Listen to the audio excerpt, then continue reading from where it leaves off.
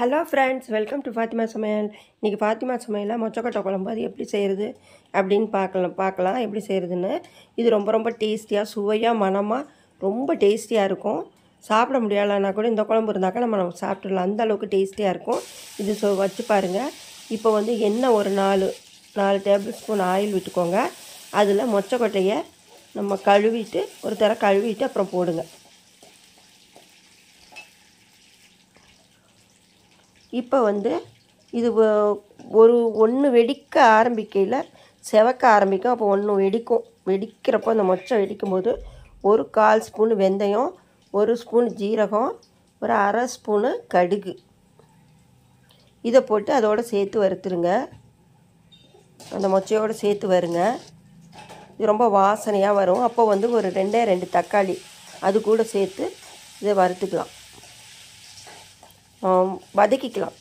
எண்ணெயில் வதக்கி இந்த தக்காளி இதில் சேர்க்குறப்ப டேஸ்ட்டாக இருக்கும். ஏன்னா நம்ம எல்லாமே பச்சையாக தான் போட போகிறோம். பொடியெல்லாம் கூட நம்ம மசாலா பொடியெலாம் கூட வறுக்கலை, எண்ணெயில் வதக்கலை, அப்படியே போட போகிறதுனால இந்த தக்காளியை மட்டும் வதக்கி எடுத்துக்கோங்க. ஒரு 5-6 பல் பூண்டு அதை தட்டிட்டு இந்த இதோடு சேர்த்துக்கோங்க. இப்போ தக்காளியை எடுத்துடலாம். எடுத்துகிட்டு அந்த தோலை மட்டும் இப்படி ரிமூவ் பண்ணால் அந்த தோல் உறிஞ்சி வந்துடும். தோலை எடுத்துகிட்டு மிக்சியில் இப்போ 2 பல்ஸ் விட்டு வச்சுக்கோங்க தக்காளியை. இப்போ பாருங்கள், இப்போ நல்லா செவந்து எல்லா மொச்சையும் வெடிக்க ஆரம்பிக்குது. இந்த சமயத்தில் நம்ம வெங்காயத்தை சேர்த்துடணும். பெரிய வெங்காயமாக இருந்தால் நான் கட் பண்ணி வச்சு ஒரு 1/2 வெங்காயம் சேருங்க. நான் சின்ன வெங்காயம் போடுறேன். சின்ன வெங்காயம் போடும்போது டேஸ்ட்டு ரொம்ப சூப்பராக இருக்கும். நான் கட் பண்ண கூட இல்லை, அப்படியே முழு வெங்காயமாகவே இதில் சேர்த்து வதக்குறேன். இதில் ஒரே ஒரு கத்திரிக்காய் வீட்டில் இருந்தது. இது காய் இல்லாமல் தான் செய்வோம் இந்த குழம்பு.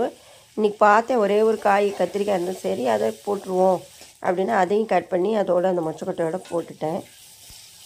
சேர்த்து வதக்கிறப்போ நல்லா மொச்சை செவந்து வந்துடுச்சு. இந்த கத்திரிக்காயும் சேர்த்து வதக்கிட்டு இப்போ நம்ம இதில் வந்து புளித்தண்ணி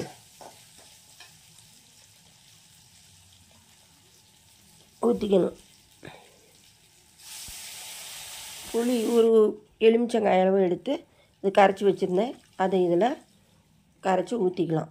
புளியை ஊற்றிட்டு இது வரைக்கும் என்னோடய சேனலை சப்ஸ்கிரைப் பண்ணாமல் இருந்தால் சப்ஸ்கிரைப் பண்ணிடுங்க. அப்படியே பக்கத்தில் உள்ள பெல் ஐக்கானை கிளிக் பண்ணிக்கோங்க. ஷேர் பண்ணுங்கள், பிடிச்சிருந்தால் லைக் பண்ணுங்கள், கமெண்ட் பண்ணுங்கள்.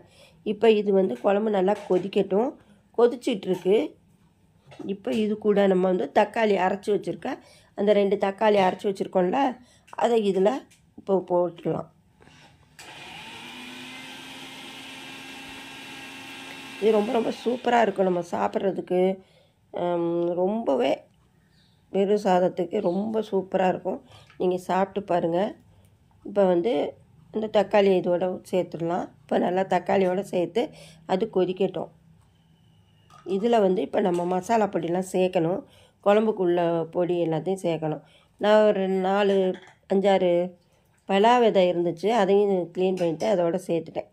இப்போ வந்து 1 ஸ்பூனு மிளகாத்தூள், 1/2 ஸ்பூனு மஞ்சத்தூள், 2 ஸ்பூனு மல்லித்தூள், தனியாத்தூள் 2 ஸ்பூன்